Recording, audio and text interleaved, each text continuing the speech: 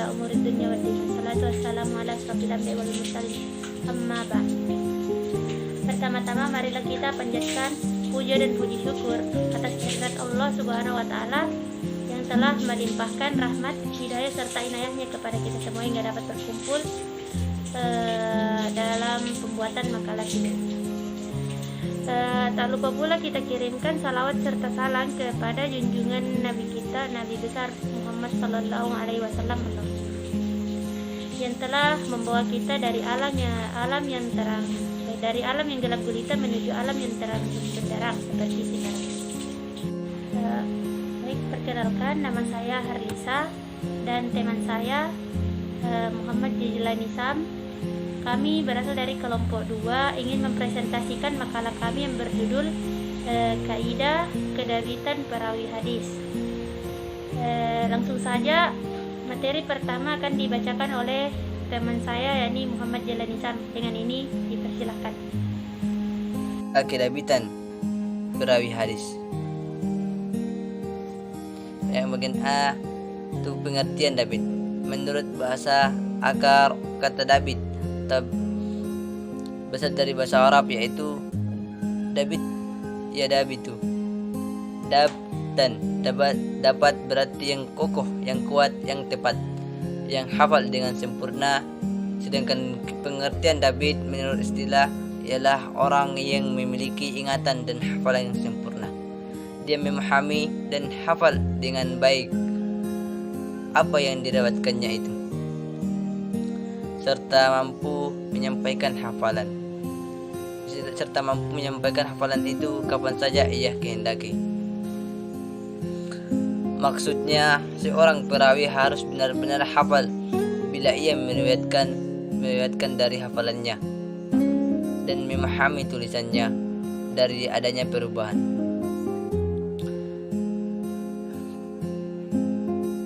Penggantian atau pengurangan bila ia meriwayatkan dari tulisannya. Adapun salah satu pendapat ulama yang diambil yakni menurut Ibnu Hajar Al-Asqalani dan Al-Sahawi, yang disebut orang dabit adalah orang yang kuat hafalannya tentang apa-apa yang didengarnya dan mampu menyampaikan hafalannya itu kapan saja dia menghendakinya.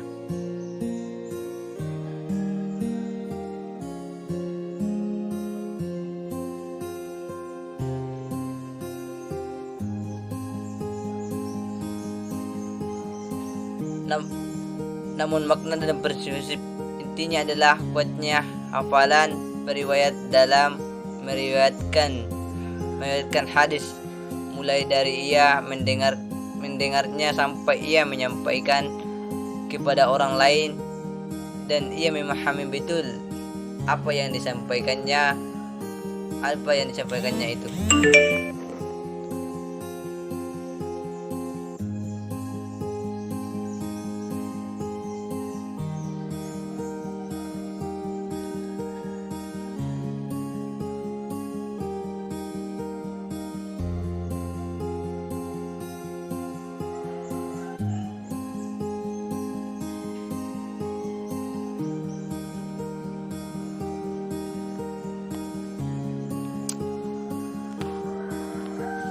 Bagian B, macam-macam dabit.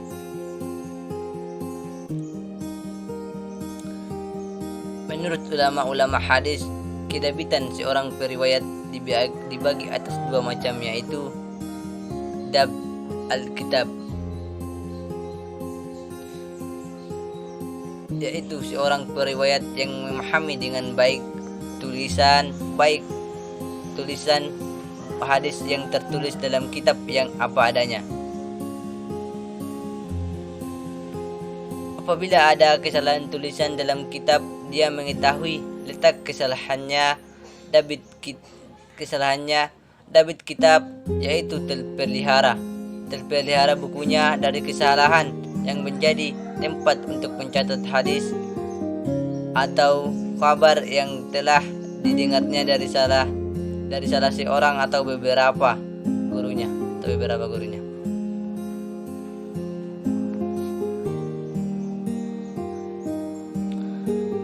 dengan dikoreksikan dengan kitab asli dari guru yang ia dengarkan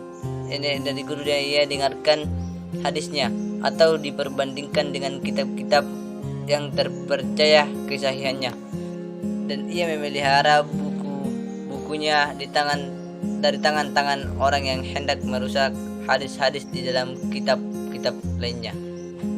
Apabila ada kesalahan tulisan dalam kitab, dia mengetahui letak kesalahannya. Kitab ini sangat diperlakukan bagi periwayat yang pada saat menerima dan atau menyampaikan riwayat hadis melalui cara al-qira'ah ala asy-syaikh ataupun al-ijazah. Yang kedua, David al-Asdaq, yaitu seorang periwayat hadis hafal dengan sempurna hadisnya yang diterimanya dan mampu menyampaikan dengan baik hadis hafalannya itu kepada orang lain terhadap hadis yang dihafalnya itu. David yang satu lagi ialah David ingatan atau hafalannya itu periwayat itu betul-betul hafal hadis yang diterima dari gurunya sehingga hadis itu disampaikan kepada periwayat yang lain. David ingatan ini bisa disebut juga dengan David Sadr, yaitu kemampuan seorang rawi untuk menetapkan apa yang telah didengarnya di dalam hati, maksudnya dapat menghafal dengan hafalan yang sempurna sehingga kemungkinan baginya untuk menyebutkan hadis itu kapanpun dikehendaki dalam bentuk persis seperti ketika ia mendengar dari gurunya.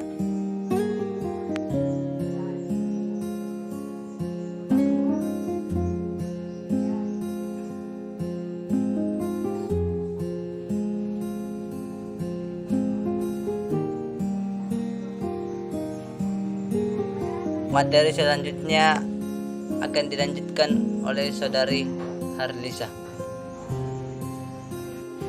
Untuk meneliti kualitas sanad sebuah hadis itu, maka diperlukan beberapa kaidah dalam kedabitan. Dan apapun yang dijelaskan dalam makalah kami ada 3 kaidah, yaitu yang pertama itu periwayat ini memahami dengan baik riwayat yang didengarnya ataupun yang diterimanya. Kemudian yang kedua itu periwayat ini hafal betul dengan riwayat yang diterimanya atau didengarnya. Kemudian yang ketiga, periwayat itu menyampaikan riwayat yang telah dihafalnya dengan baik, kapan saja menghendakinya dan kepada siapa disampaikan riwayat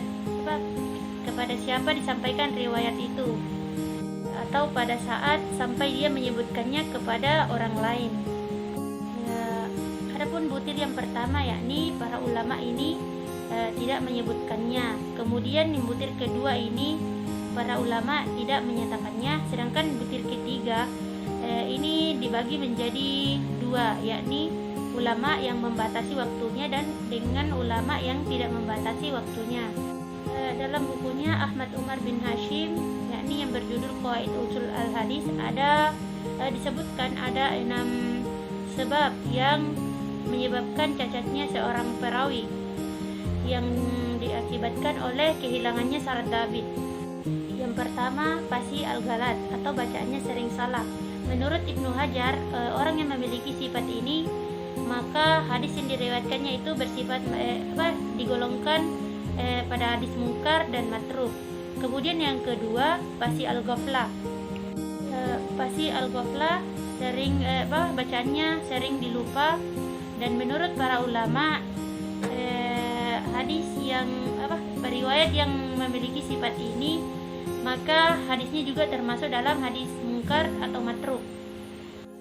Yang ketiga, su'ul al-hifzi atau tidak ditarji. Kemudian yang keempat, al-ikhtilat atau rusaknya akal. Kemudian yang kelima, al-waham, dan yang keenam, mukhalafah al-hadis atau jika terjadi dengan mengubah siqah, maka menjadi mudrad al-isna yang akan mencampurkan yang mauquf dengan yang marfu, maka menjadi mudrad al-matan atau mentakdim atau mentakhirkan maka menjadi maklub atau dengan penambahan seorang rawi. Istilah David